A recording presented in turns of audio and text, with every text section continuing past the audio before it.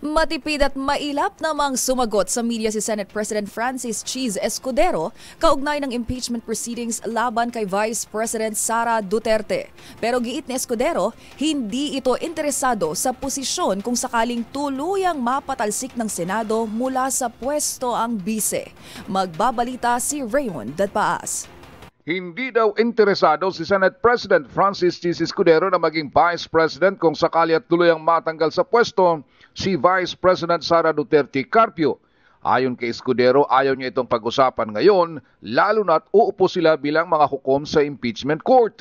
Ngunit sa kanyang paliwanag alinsunod sa batas, kung magtagumpay ang impeachment proceedings laban sa ikalawang Pangulo, ay maaring pumili ang Pangulo ng kanyang Vice President sa Senado at Kamara de Representantes. Lahat ng mga maedad 40 pataas ay kwalipikado kaya't lahat ng 23 senador ngayon ay pasok sa listahan ng mga pagpipilian.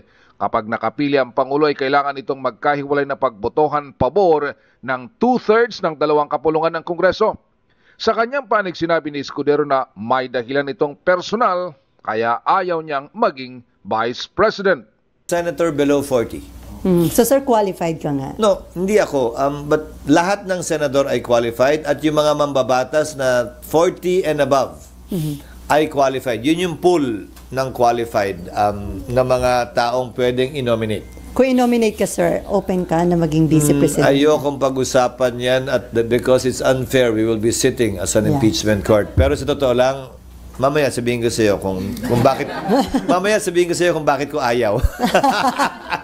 Matatandaan na nang napatalsik sa pwesto si dating Pangulong Joseph Estrada noong 2001 at naging Pangulo si dating Pangulong Gloria Macapagal Arroyo, ay pinili nito si noon ay Senador Teofisto Ginggona Jr. bilang kanyang Vice President na pinaboran ng Kongreso. Dagdag ng paliwanag ng Senate President, ang impeachment laban sa isang opisyal ay kasong administratibo na ang parusa ay pagkatanggal sa pwesto at habang buhay na pagbawal ang kumandidato o maitalaga sa anumang posisyon sa gobyerno.